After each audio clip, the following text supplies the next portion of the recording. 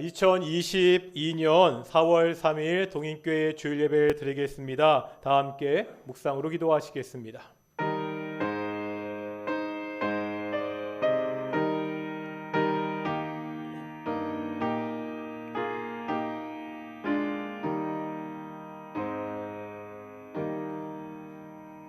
사도신경으로 우리의 신앙을 고백하겠습니다. 나는 전능하신 아버지 하나님 천지의 창조주를 믿습니다. 나는 그의 유일하신 아들 우리 주 예수 그리스도를 믿습니다.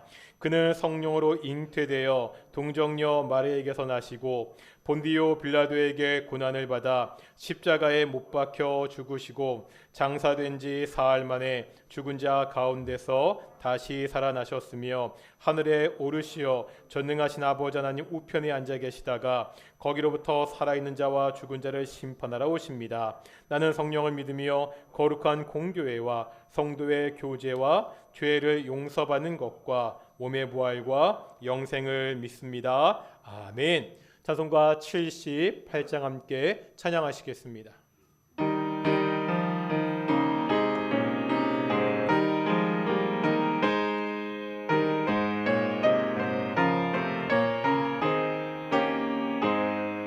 저 높고 푸른 하늘과 수 없는 빛난 별들을 지으신 창조주 그 솜씨 크고 크셔라.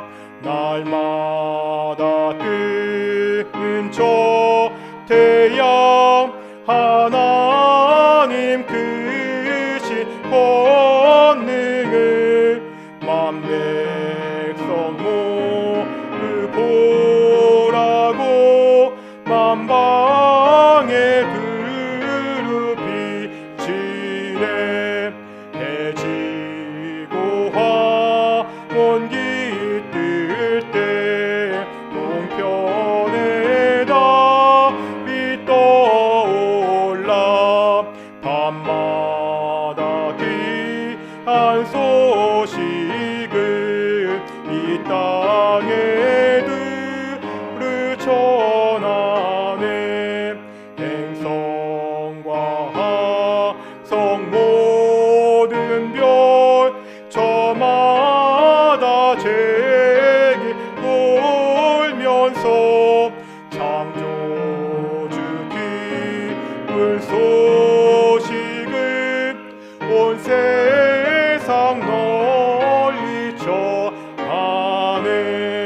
엄숙한 침묵 속에서 무별이 제길 따르며 지구를 싸고 돌 때에 들리는 소리 없어도 내 마음 귀가 열리면 그 말씀 밝히 들리네.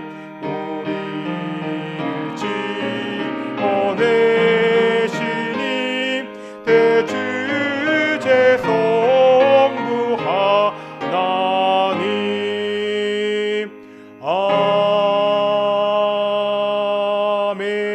아멘.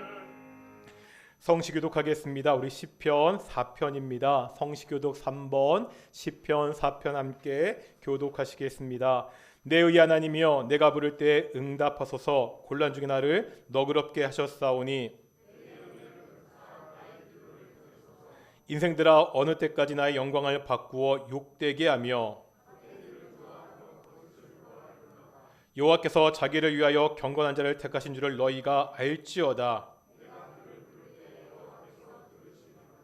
너희는 떨며 범죄하지 말지어다. 자리에 누워 심중에 말하고 잠잠할지어다. 여러 사람이 말이 우리에게 선을 보일 자 누구뇨 하오니 주께서 내 마음에 두신 기쁨은 내가 평안히 눕고 자기도 아리니. 아멘. 자리에 앉으시겠습니다. 찬송가 405장 하시고 우리 장로님 우리를 대표해서 기도하시겠습니다.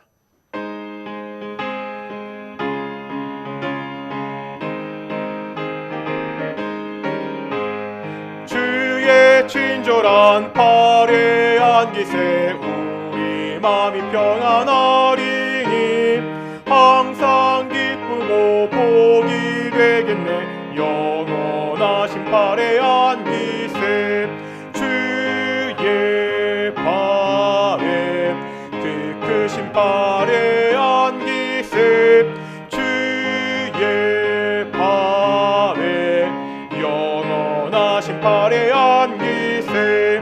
날이 갈수록 주의 사랑이 광명하게 비치고 천성 가는 길 편히 가리니 영원하신 팔에 안기세 주의 팔에 크신 팔에 안기세 주의 팔에 영원하신 팔에 안기세. 주의 보좌로 나아갈 때에 기뻐 찬미 소리 외치고 겁과 두려움 없어지니 영원하신 팔에 안기세 주의 팔에 그 크신 팔에 안기세 주의 팔에 영원하신 팔에 안기세.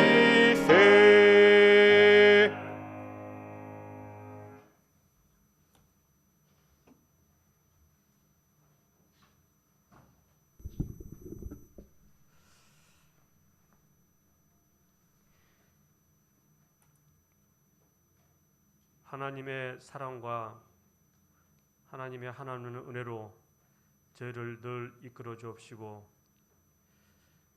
하나님의 예수 그리스도의 죽으심으로 하나님의 사랑을 저희들에게 확증해 주셨고 또한 저의 마음 가운데 지금 주의 전을 통하여서 하나님께 예배드리게 하심을 감사드리옵나이다. 아버지 하나님, 저희 한 주간도 우리의 일상 속에서 주님께서 인도하여 주셨다가 오늘 거룩한 주일을 통하여서 우리의 공동체가 주의 전에 모여 예배드리게 하여 주심을 감사와 찬양을 드리옵나이다. 아버지 하나님, 지난 한 주간도 우리의 일상 속에서 우리가 생활하고 지낼 때에 많은 것들이, 많은 환경들이, 많은 여건들이 저희를 많은 생각을 하였고 또한 순간들을 선택하게 하였습니다. 아버지 하나님, 그때마다 저희들을 인도하여 주옵시고 선택하게 하여 주심을 다시 한번 감사드립니다. 어떠한 일이 있더라도, 어떤 선택을 하더라도, 어떤 환경과 여건들이 저희에게 닥쳐올지라도 저희들을 지혜를 열어 주옵시고 주님과 동행하는 저희의 인생의 여정이 될 수 하여 주옵기를 간절히 바랐고 원합니다. 오늘도 이 시간에 우리가 코로나로 인하여 우리의 공동체 한 자리에 모여 예배드리지 못하지만은 아버지 하나님, 각 처소마다 하나님의 말씀이 선포되게 하여 주옵시고 하나님의 은혜로 인도하여 주옵기를 간절히 바랐고 원합니다.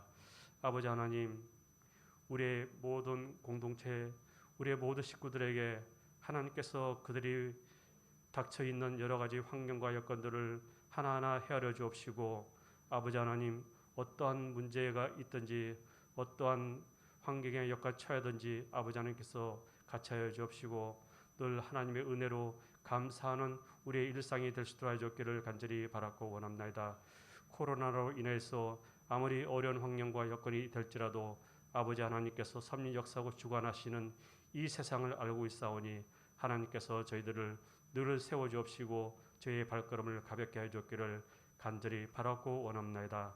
아버지 하나님, 저희들의 허물과 죄로 아버지 하나님 죽은 예수 그리스도의 피를 헛되게 저희들이 보내지 말게 하여 주옵시고 아버지 하나님, 항상 우리의 마음 가운데 진정 하나님께서 주시는 그 말씀 구별된 생활을 할 수 있도록 늘 저희들에게 성령님의 인도하심으로 저희들 인도하여 줬기를 간절히 바랐고 원합니다. 아버지 하나님, 지금 우크라이나 러시아와 전쟁으로 인해서 많은 사람들이 죽어가고 그걸로 인해서 또한 많은 상처와 분쟁이 일어나고 있는 가운데 있습니다. 아버지 하나님, 우리 인류의 죄악으로 말미암아 참 저희들이 죽을 수밖에 없던 그러한 죄성 때문에 아버지 하나님, 이 지구상에는 아직도 많은 분쟁과 전쟁과 시기와 미움들이 가득 차 있는 이 세상, 하나님께서 역사하여 주옵시고 아버지 하나님, 다시 한번 평화의 이 지구촌이 될 수 있도록 주님 인도하여 주기를 간절히 바라고 원합니다. 또한 우리나라에는 새로운 이제 대통령이 선출되었습니다. 아버지 하나님께서 이제 새로운 대통령을 통하여서 이제 화합과 아버지 하나님 새로운 정부를 통하여서 하나님께서 원하시는, 하나님께서 역사하시는 그러한 우리 대한민국이 또 다시 한번 탄생이 될 수 있도록 주님 인도하여 줬기를 간절히 바라고 원합니다.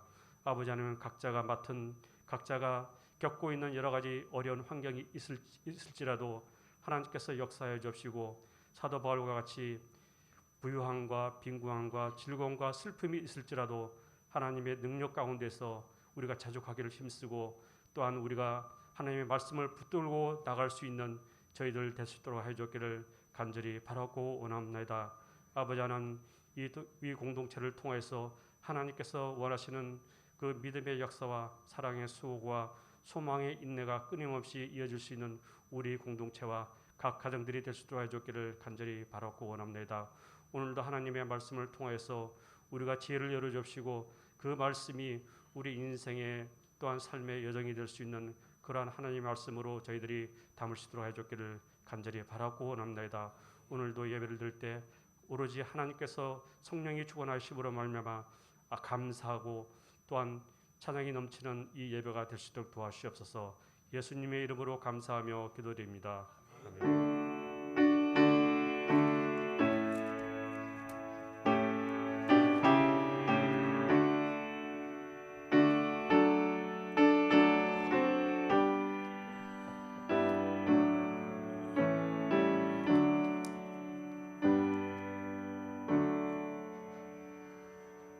함께 말씀 보겠습니다. 사무엘상 17장 45절에서 49절까지 말씀입니다.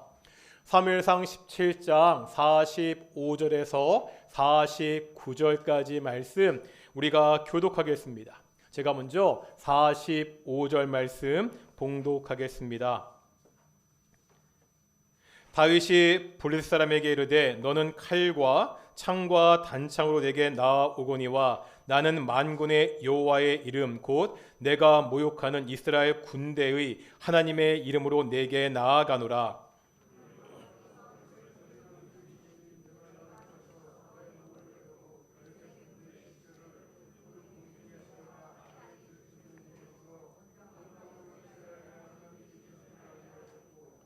또 여호와의 구원하심이 칼과 창에 있지 아니함을 이 무리에게 알게 하리라. 전쟁은 여호와께 속한 것인지 그가 너희를 우리 손에 넘기시리라.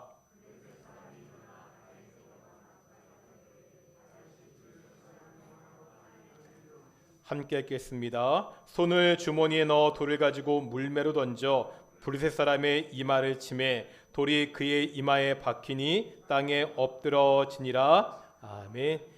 이 시간은 갈릴리 찬양대회 성파트 나오셔서 찬양으로 하나님께 영광 돌리시겠습니다.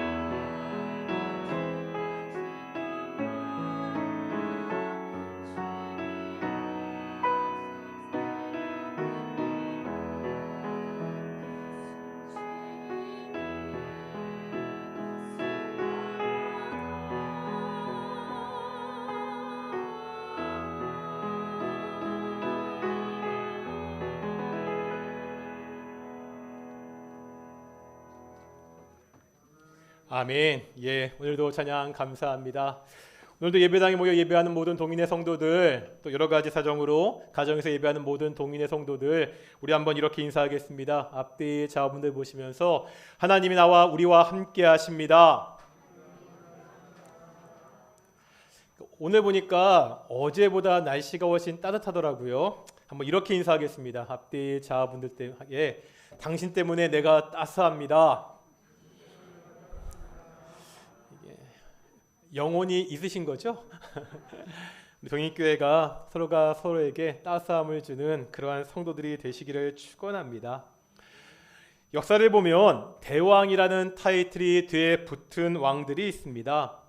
위대한 업적을 이룬 왕이라는 의미로 타이틀을 붙였죠.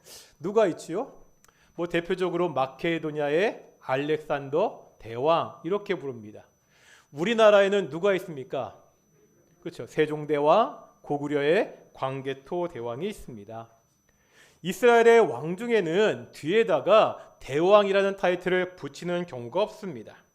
만약에 이스라엘 왕 중에서 이 대왕 타이틀을 붙일 만한 사람을 한 명만 뽑으라면 누구를 뽑으시겠습니까? 대부분 주저하지 않고 저도 다윗을 뽑겠습니다.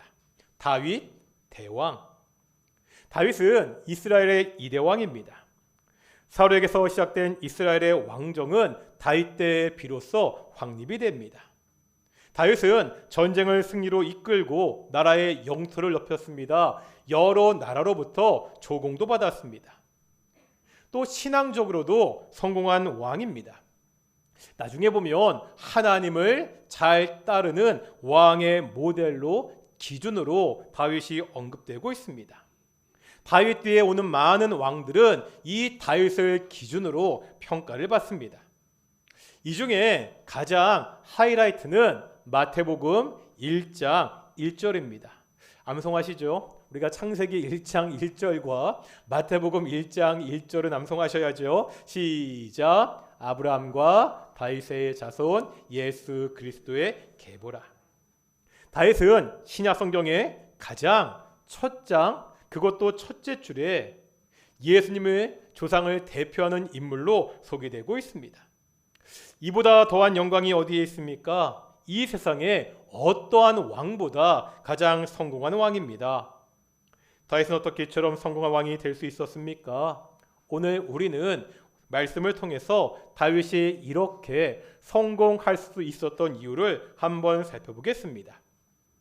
먼저 다윗 개인은 어떠한 사람인지 보겠습니다. 사무엘상 16장에 보면 악령이요 사울왕을 괴롭히는 이야기가 있습니다. 이때 신하들이 이 악령을 다스리기 위해서 수금을 잘 타는 소년 한 명을 데리고 옵니다. 이 소년이 바로 다윗입니다.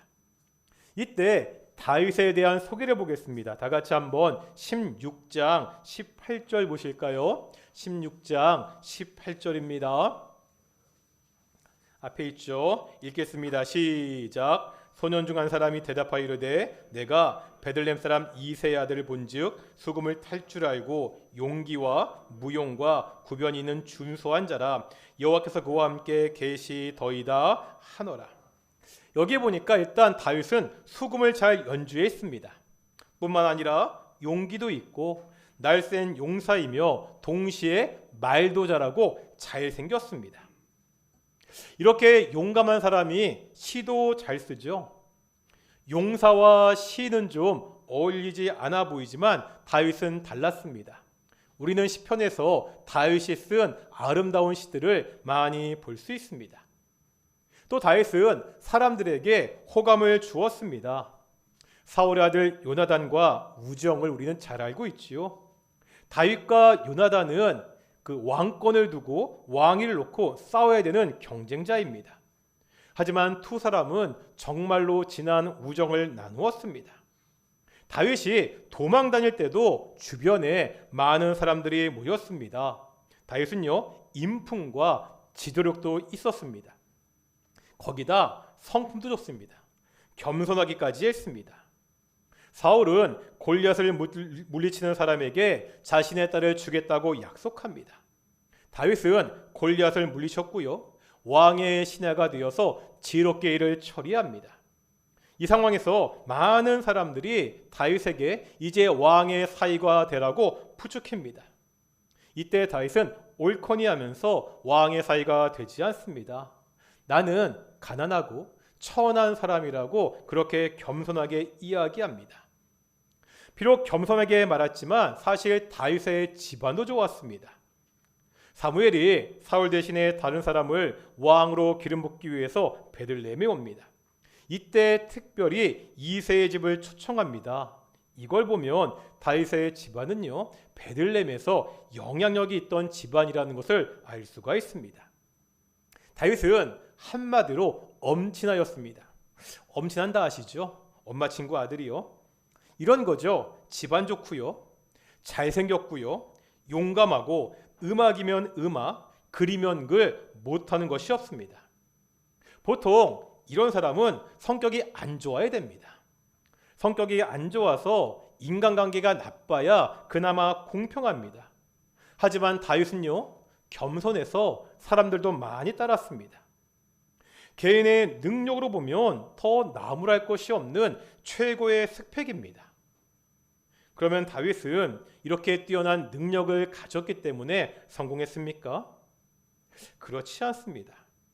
다윗이 헤쳐나가야 되는 상황은 결코 만만치 않았습니다. 사무엘이 처음 다윗에게 왕으로 기름을 부은 것이요, 사무엘상 16장입니다. 이후로 왕이 되기까지 참으로 길고 힘든 시간을 보내야 됐습니다. 최종적으로 이스라엘의 왕이 되는 것은 사무엘하 5장에 나타납니다. 참으로 긴 시간입니다. 처음에 왕으로 기름 부음을 받았지만 다윗 삶은 변한 것이 없습니다. 여전히 양을 치고 있습니다. 블레셋과 전쟁이 벌어졌지만 이 전쟁에 나이가 어려서 참가하지도 못합니다. 형들에게 먹을 것을 갖다 주려고 갔지만 오히려 구박만 받는 신세입니다. 골리앗과 싸움 이후에 왕의 신뢰도 받았고요, 왕의 신하가 되어서 잘 나가게 됩니다. 백성들의 환호도 듣습니다. 하지만 이 잘 나가는 것이 문제가 됩니다. 사울의 견제가 시작되지요. 이 견제는 그냥 권력의 주변에서 쫓겨나는 것이 아닙니다. 사울이 어떻게 하죠? 다윗을 죽이려고 합니다.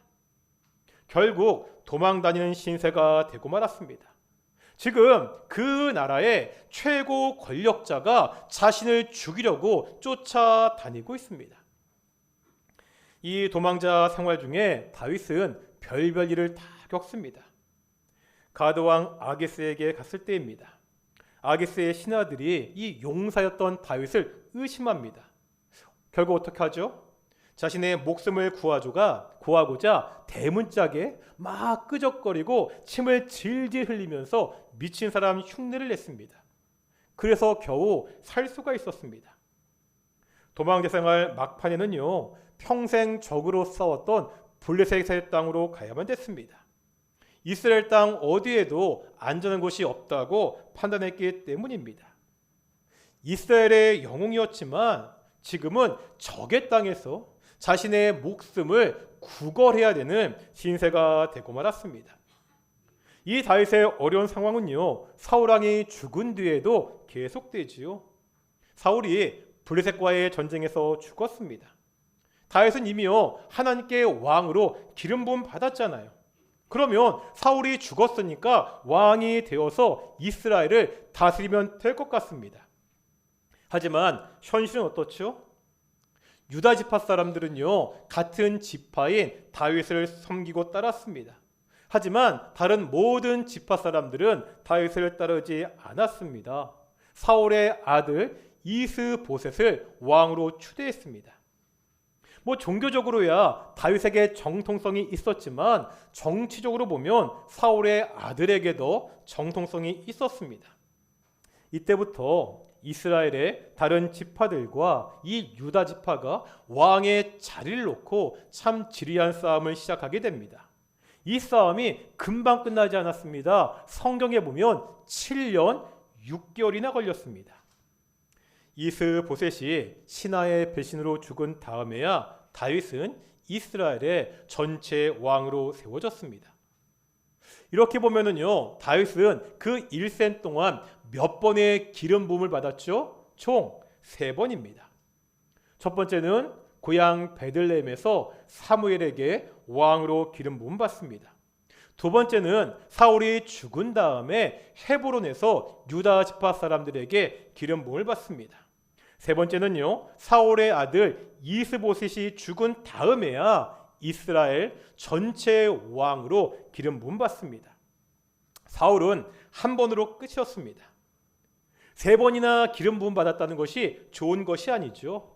왕이 될 때까지 정말 힘들고 긴 시간을 보냈다는 것을 우리에게 보여주고 있습니다. 아까 보았죠? 다윗의 습에 개인의 능력은 뛰어났습니다.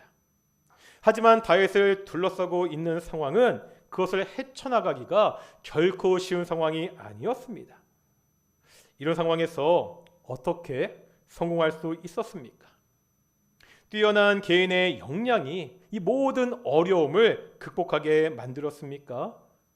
성경은 그렇지 않다는 것을 우리에게 보여줍니다. 다윗이 어떻게 성공했는지 보기 위해서 우리가 좀 더 자세하게 봐야 되는 이야기가 있습니다. 오늘 본문이 있는 다윗과 골리앗의 싸움입니다. 잘 아는 이야기죠. 본문에 보면 무대는요, 엘라 골짜기입니다. 이 골짜기를 사이에 두고 한쪽은 블레셋의 군대가, 한쪽은 이스라엘의 군대가 대치하고 있습니다. 이때 블레셋의 대표는 누구죠? 골리앗입니다. 이스라엘의 대표는 다윗입니다. 먼저 이스라엘의 대표인 다윗을 보겠습니다. 사무엘상 17장 42절에 보면 다윗의 모습을 묘사하고 있거든요. 어떻게 묘사하고 있죠? 42절에 보니까 젊고 붉고 용모가 아름다웠다. 다른 번역 성경에 보면 볼이 붉으세한 잘생겨진 소년이었다. 이렇게 묘사하고 있습니다. 요즘 말로 이렇게 생긴 사람을, 남자를 어떤 스타일이라고 그러죠? 꽃미남 스타일이었습니다. 이 꽃미남 스타일이요, 여자를 사귈 때는 좋은 조건이지만 생사가 왔다 갔다 하는 전쟁터에서는 별 도움이 되지 않습니다. TV에서 보지 않습니까? 아프리카 원주민들이 전쟁할 때 어떻게 하죠? 얼굴을 흉측하게 꾸밉니다. 이유가 뭐죠? 상대방에게 겁을 주기 위해서입니다. 여기 보니까 골리앗이 이 꽃미남 스타일의 다윗을 보고 어떻게 했다고요? 업신 여겼다고 그렇게 기록하고 있습니다. 그렇다고 다윗이 별 볼일 없는 상대는 아니었습니다. 다윗은 용감했습니다. 다른 모든 이스라엘 군인들이 벌벌 떨 때 다윗은 당당하게 싸우러 나갔습니다. 또한 탁월한 비밀병기 하나 가지고 있었습니다. 우리가 잘 아는 물맷돌입니다. 다윗은 이 물맷돌을 던지는 선수였습니다. 이걸 시시하게 봐서는 안 됩니다. 사자와 곰을 죽일 수 있는 위력을 가지고 있었습니다. 다윗은 싸움터에서요, 상대방을 이길 만한 충분한 실력이 있었습니다. 하지만 이것도요, 상대방이 어느 정도여야 됩니다. 지금 다윗의 상대가 누구라고요? 골리앗입니다. 이 골리앗은 어떠한 장수입니까? 우리 17장 4절부터 7절에 보면 자세하게 묘사하고 있거든요. 골리앗은 일단 키가 2m가 넘었습니다. 머리에는 뭘 썼다고요? 머리에는 노투구를 쓰고요. 온몸은 갑옷으로 감쌌습니다. 무기도 화려했죠. 무기가 나오는데 던지는 창도 있고요. 찌르는 창도 있고요. 칼도 차고 있습니다. 게다가 누가? 방패를 든 사람이 지금 앞에서 보호하고 있습니다. 지금 이것이요, 다윗이 맞닥뜨린 상황입니다. 다윗은 훌륭했습니다. 용기도 있었고요, 실력도 있었습니다. 하지만 지금 다윗이 만난 상대는 단순히 개인의 뛰어난 실력으로 넘을 수 있는 그런 상대가 아니었습니다. 이 장면은 다윗의 인생을 그대로 반영합니다.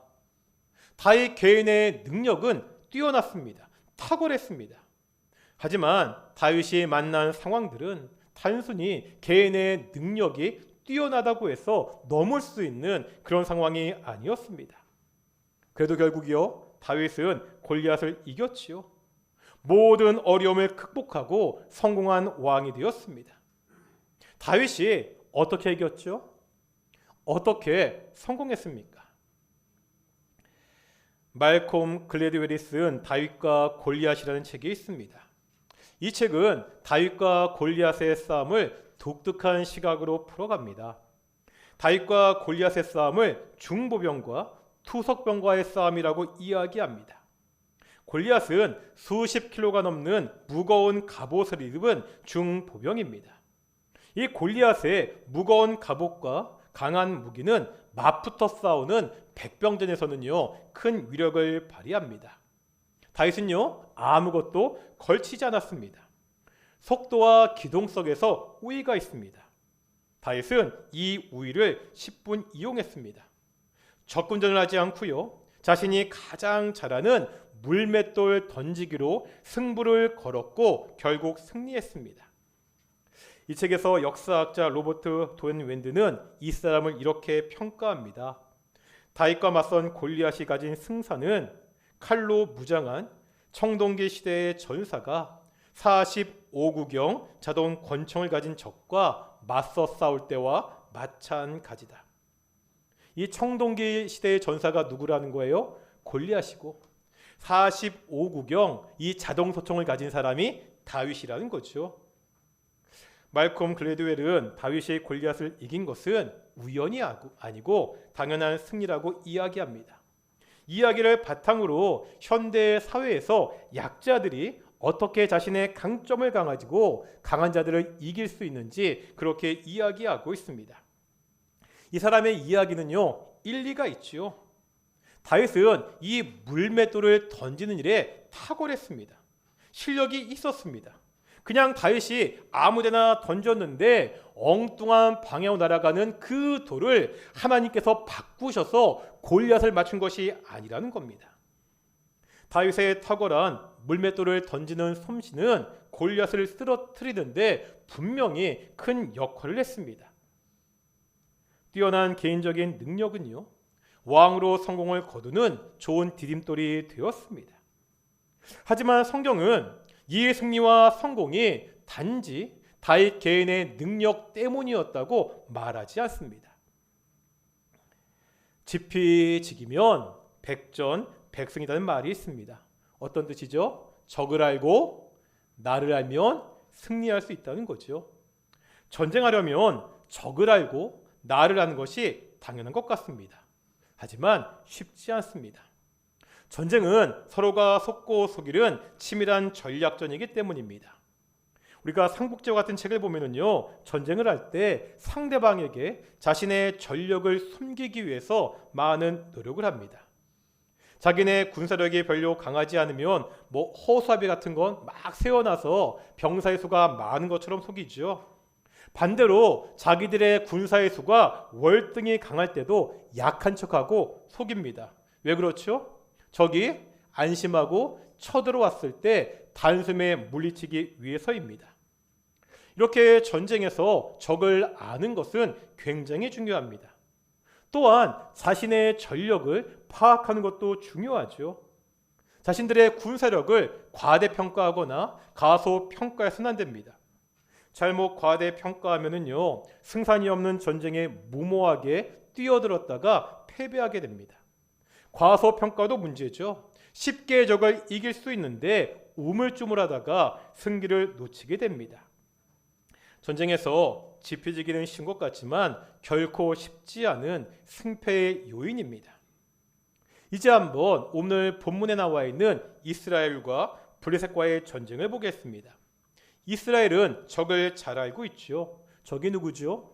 막강한 철제 무기를 가진 블레셋 군대입니다. 게다가 거기에는 엄청나게 강한 골리앗이라는 장수가 있습니다. 이스라엘은 적 상대방 눈앞에 있는 그 블레셋의 군대와 장수 골리앗의 힘을 너무나 잘 알고 있었습니다. 적을 알았으니까 이제 뭘 알아야 되죠? 자신을 알아야 됩니다. 이스라엘 백성들이요, 이 강력한 적 앞에서 자신들을 어떻게 평가하고 있습니까? 우리 17장 11절 보실까요? 17장 11절입니다. 같이 읽겠습니다. 시작. 사울과 온 이스라엘이 블레셋 사람의 이 말을 듣고 놀라 크게 두려워하니라. 뭐죠? 전쟁을 선봉해서 주의대하는 왕이 뭐하고 있다고요? 두려워하고 있습니다. 모든 이스라엘 백성들이 두려워하고 있습니다. 이스라엘은 자신들의 전력을 아주 낮게 평가합니다. 자신들이 싸워봤자 질 것이 뻔하다고 생각하고 있습니다. 그래서 어쩔 줄 모르며 두려워하고 있습니다. 상황이라면 어떻게 됩니까? 전쟁을 해야 됩니까? 안 해야 됩니까? 하면 안 되죠. 전쟁을 피해야 됩니다. 이것이 정상적인 사고입니다. 그런데 같은 상황에서 다윗은 전혀 다르게 반응합니다. 다윗은 원래 전쟁에 참여하지 않았습니다. 다윗의 세 형이 전쟁에 참가했습니다. 다윗은요, 그냥 아버지 심부름으로 형들에게 먹을 것을 갖다 주려고 전쟁터에 갑니다. 이 전쟁터에 간 다윗이 마침 골리앗이 이스라엘 군대를 향하여 소리치고 조롱하는 소리를 듣게 됩니다. 이때 다윗은 어떻게 합니까? 다른 사람들과 같이 두려워 떨지 않습니다. 오히려 골리앗의 조롱에 분노하죠. 그리고 골리앗과 싸우기 위해서 그렇게 전쟁터에 나가는 모습을 다윗은 보여주고 있습니다. 이런 다윗을 어떻게 평가해야 되죠? 다윗도 분명히 골리앗이 아주 강한 장수라는 것을 알았습니다. 자기가 이길 수 없는 훨씬 더 강한 장수입니다. 그런데도 지금요, 골리앗과 싸우기 위해서 나서고 있습니다. 어떻게 평가해야 되죠? 사실 무모해 보입니다. 지 능력을 제대로 알지 못하고 형들의 말처럼 어린 치기에 덤비는 것처럼 그렇게 보입니다. 그런데요, 실제로는 다윗이 더 자신을 정확하게 알고 있었습니다. 이스라엘의 온 군대가 잘못 알고 있었습니다. 당장 눈에 보이는 표면적인 전력은요, 분명히 이스라엘이 딸립니다. 하지만 이스라엘에게는요, 히든 카드, 그것도 막강한 숨은 전력이 있었습니다. 사울과 이스라엘 군대는 자신들의 전력을 제대로 파악하지 못했습니다. 다 같이 한번 17장 26절 보실까요? 17장 26절입니다. 같이 읽겠습니다. 시작. 다윗이 곁에 서 있는 사람들에게 말하 이르되 이 블레셋 사람을 죽여 이스라엘의 치욕을 제거하는 사람에게는 어떠한 대우를 하겠느냐? 이 할례 받지 않은 블레셋 사람이 누구이기에 살아계신 하나님의 군대를 모욕하겠느냐? 여기에 보면 다윗이 이스라엘의 군대를 부르는 호칭이 있습니다. 뭐라 부르고 있죠? 하나님의 군대. 살아계시는 하나님의 군대입니다. 지금 다른 사람은 이 점을 잊고 있었습니다. 블레셋의 대표는 누구라고요? 골리앗입니다. 막강한 전력을 가진 거인 골리앗이 블레셋의 대표입니다. 하지만 이스라엘의 대표는 사울 왕이 아닙니다. 지금 싸우기에 나선 다윗도 아닙니다. 이스라엘의 대표는 누구라고요? 하나님이십니다. 지금도 살아 역사하시는 하나님이 이스라엘의 대표였습니다. 사울과 다른 이스라엘 사람들은 이 사실을 알지 못했습니다. 반면에요, 다윗은 하나님께서 자신의 편이라는 그 사실을 알았습니다. 하나님이 자신의 대표라는 사실을 알고 있습니다. 그러기에 자신만만하게 골리앗 앞으로 나아갈 수가 있었습니다. 다윗은 지피지기했습니다. 적을 알았고요, 자신과 함께하는 하나님을 믿었습니다. 그래서 오늘 본문 17장 45절부터 47절에 보면 다윗은 선포하고 있죠. 한번 세 절이지만 찬찬히 45절부터 47절까지 읽어보시겠습니다. 시작. 다윗이 블레셋 사람에게 이르되 너는 칼과 창과 단창으로 내게 나오거니와 나는 만군의 여호와 이름 곧 내가 모욕하는 이스라엘 군대의 하나님의 이름으로 내게 나아가노라. 오늘 여호와께서 너를 내 손에 넘기시리니 내가 너를 쳐서 내 목을 베고 블레셋 군대의 시체를 오늘 공중에 세워 땅의 들짐승들에게 주어 온 땅으로 이스라엘에게 하나님이 계신 줄 알게 하겠고 또 여호와의 구원하심이 칼과 창에 있지 아니함을 이 무리에게 알게 하리라. 전쟁은 여호와께 속한 것인지요 그가 너희를 우리 손에 넘기시리라. 아멘. 다윗은 하나님이 함께 하신다고 선포합니다. 이 전쟁의 승패가, 이 싸움의 승패가 개인의 능력 차이에 있는 것이 아니라 누구에게 있다고요? 하나님께 있다고 선포하고 있습니다. 이 믿음을 가지고 다윗은 나아갔고 이 믿음을 통해서 다윗은 승리했습니다. 이 승리는 다윗의 승리 이전에 누구의 승리입니까? 하나님의 승리였습니다. 칼과 창을 가지고 나아간 것이 아니라 나와 함께 하시는 만군의 여호와 이스라엘 군대의 하나님의 이름으로 다윗은 나아갔습니다. 보았죠? 다윗 개인의 능력은 뛰어났습니다. 하지만 자신의 능력으로 성공하지 않았습니다. 하나님을 신뢰했습니다. 하나님은 그런 다윗을 승리하게 하셨습니다. 다윗은 개인의 능력으로 성공한 것이 아니라 하나님에 대한 믿음을 가지고 성공했습니다. 우리가 사는 세상을 험한 세상이라고 많이들 이야기합니다. 참 악하지 않습니까? 이렇게 험하고 악한 세상에서 우리가 어떻게 승리하며 살 수 있습니까? 우리의 자녀들이 어떻게 이 세상에서 하나님이 주시는 성공을 누리며 살 수가 있습니까? 개인의 능력, 주변의 상황, 어려움보다 더 중요한 것이 있습니다.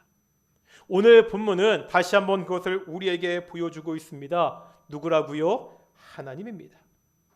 하나님이 함께 하셔야 됩니다. 나와 함께 하시는 하나님을 믿고 의지하며 살아야 됩니다. 그런 사람이 승리할 수 있다고, 그런 사람이 성공할 수 있다고 성경은 우리에게 가르치고 있습니다. 어떻게 살아야 됩니까? 이 악하고 험한 세상, 우리와 함께 하시는 하나님을 믿고 의지하며 승리하며 살아가는 귀한 동인의 성도들이 되시기를 축원합니다. 우리의 자녀들에게 무엇을 가르쳐야 됩니까? 우리의 자녀들에게 무엇을 유산으로 남겨야 됩니까? 믿음 아닙니까? 우리의 자녀들이 이 세상에서 하나님이 함께 하시는 그 축복, 성공을 누리며 살 수 있기를 축원합니다. 오늘 이 말씀을 묵상하며 함께 기도하기를 소망합니다. 하나님, 세상은 참 악하고 참 험한데 우리는 능력이 부족합니다. 하지만 우리가 이 땅에서 승리하며 살 수 있는 것은 하나님이 나와 함께 하시기 때문입니다. 내 인생의 주인이 내가 아니라, 내 인생의 대표가 내가 아니라 하나님이시기 때문입니다. 우리 동인교회 모든 성도들, 이 하나님을 믿고 의지하며 승리하며 살아갈 수 있도록, 특별히 우리의 자녀들 이 험하고 어려운 세상에서 이 믿음을 가지고 승리하며 살아갈 수 있도록 우리 함께 기도하며 나아가겠습니다. 함께 기도하시겠습니다. 그렇다고 주님께 하신 하나님 감사드립니다. 참 험하고 그 세상에 살아가고 우리 개인의 능력 어떻게 살아갈 수 있습니까? 우리가 부족한 자들 아닙니까? 우리가 연약한 자들 아닙니까? 오직 하나님을 믿고 의지하며 하나님의 공급하시는 힘으로, 하나님이 함께 하심으로 승리하며 살아갈 수 있는 귀한 우리가 주께서 축복하여 주시옵소서. 우리가 부족합니다. 우리가 연약합니다. 우리의 힘으로 온전히 살아갈 수 없습니다. 하나님이 함께해 주십시오. 하나님이 지켜주십시오. 하나님이 대신 싸워주십시오. 하나님, 우리가 그 안에 믿고 의지하며 승리할 수 있는 은혜를 주시옵소서. 우리의 자녀들이 있습니다. 우리 우리의 자녀에게 무엇을 남길 수 있습니까? 이 믿음을 유산으로 남길 수 있는 힘을 주시옵소서. 우리의 자녀들이 이 믿음을 가지고 이 험하고 악한 세상에서 승리하며 성공할 수 있도록 인도하시옵소서. 축복하여 주시옵소서. 하나님 함께 하시고 하나님 지켜주시옵소서. 거룩하고 존귀하신 아버지 하나님 감사드립니다. 오늘 하나님 말씀을 통해서 우리가 악하고 험한 이 세상에서 어떻게 승리할 수 있는지, 어떻게 하나님이 주시는 성공을 누릴 수 있는지 보게 하심을 정말로 감사드립니다. 내 인생의 주인이 내가 아니라는 것을 깨닫게 하시고 내 인생의 대표가 내가 아니라 하나님이라는 사실을 알고 살게 주시옵소서. 이 악하고 험한 세상에서 오직 하나님을 믿고 의지하며 살아가는 귀한 동인의 성도들이 될 수 있도록 인도해 주십시오. 우리의 자녀들에게 다른 것이 아니라 이 믿음을 유산으로 남겨줄 수 있는 귀한 성도들이 될 수 있도록 우리의 자녀들이 이 믿음을 붙잡고 살아갈 수 있도록 인도해 주시옵소서. 감사함의 이 모든 말씀 예수님의 이름으로 기도드렸습니다. 아멘. 우리 찬송가 50장 하시면서 헌금 봉헌하시겠습니다. 1절과 3절 하시겠습니다.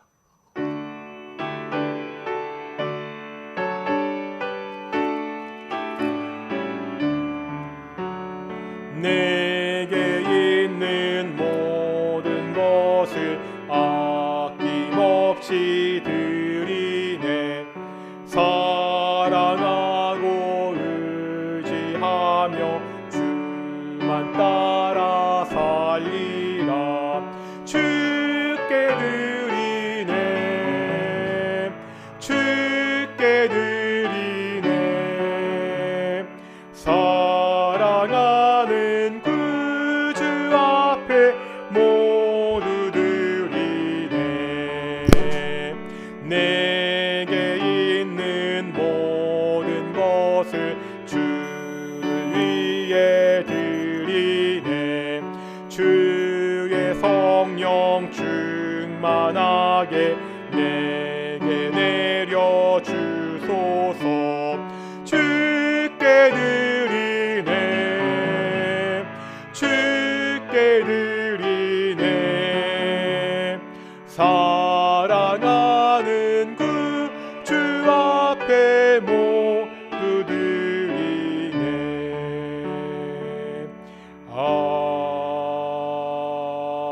아멘. 기도하겠습니다. 사랑과 은혜가 충만하신 아버지 하나님 감사드립니다. 복된 날, 이 기쁜 날 주일날 우리가 주께 나와 예배케 하시고 우리가 헌금을 봉헌케 하심을 정말로 감사드립니다. 아버지 하나님, 우리가 매일매일 믿음으로 살아가게 하시고 그 결과 주께서 주시는 그 기쁨과 감사를 가지고 예배 나와 주께 헌물할 수 있는 귀한 동인의 성도들이 될 수 있도록 인도해 주시옵소서. 매일매일 삶 속에서 하나님께 감사드리는 일들이 더욱더 넘쳐날 수 있도록 주께서 함께 주시옵소서. 아버지 하나님, 동인께 성도들 가운데 여러 가지 모양으로 몸이 연약한 성도들도 많이 있습니다. 나이가 연로하신 어르신들도 있습니다. 코로나19 후유증으로 여전히 몸이 좀 불편하신 성도들도 많이 있습니다. 아버지 하나님, 그들의 아픈 곳을 찾아가 만져주시고 그 모든 아픈 곳들이 건강하게 회복될 수 있도록 주께서 인도해 주시옵소서. 감사드립니다. 이 모든 말씀 예수님의 이름으로 기도드렸습니다. 아멘. 다시 한번 앞뒤 자분들과 인사하겠습니다. 하나님이 우리와 함께 하십니다. 말씀처럼 하나님이 함께 하시는 이 믿음으로 이번 일주일도 승리하며 살아가는 귀한 동인의 성도들이 되시기를 축원합니다.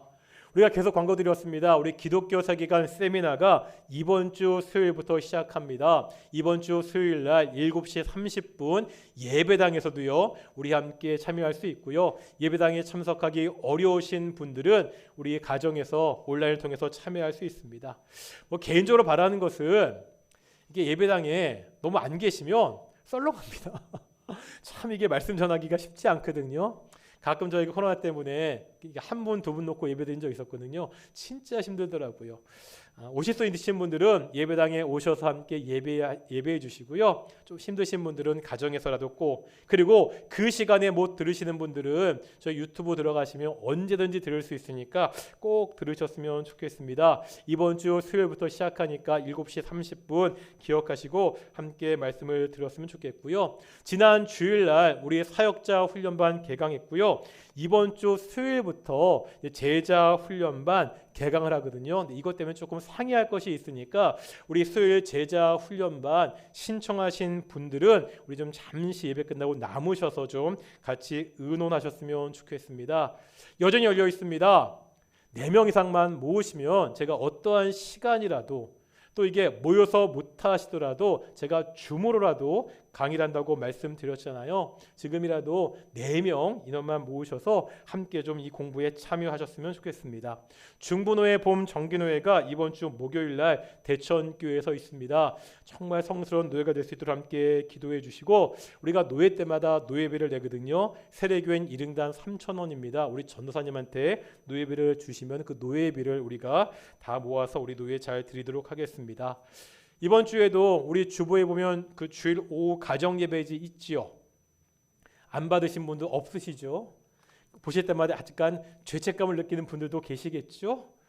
예, 가정에서 함께 예배하실 분들은 제가 최대한 단순하게 그 예배지를 만들거든요. 한 번씩 풀어보시고, 그 가정에서 함께 하시 못하시는 분들은 혼자도 한 번씩 꼭 하셨으면 좋겠습니다. 정 헷갈리시면 저희 예배 설교가 그대로 유튜브에 올라가 있으니까 설교 한 번 듣는 것으로 다 이해 못 하시잖아요. 설교 들으시면서 같이 풀어도 굉장히 좋으니까, 코로나19 시대에 우리가 모여서 공부하기가 참 힘든데 정말 개인이 노력하지 않으면 우리의 신앙이 퇴보하기 딱 좋은 상황이잖아요. 우리 주일 오후 예배, 가정 예배지도 꼭 함께 하시고 또 모아주셔서 나중에 그 모은 것 가지고 꼭 시상하도록 하겠습니다. 다음 주는 고난주일이고요. 다다음 주는 우리가 부활주일 감사 예배를 함께 하나님께 영광 돌리겠습니다. 우리 찬송가 53장입니다. 다 함께 일어나셔서 찬송가 53장 우리 1절과 3절 함께 찬양하시겠습니다.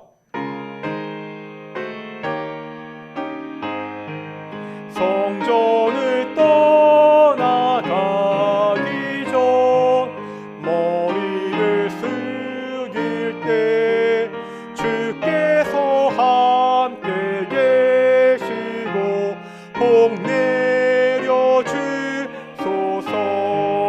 거룩한 날이 다가고 저녁이 되도록 주님 맘에 빗대사 늘 계시옵소서.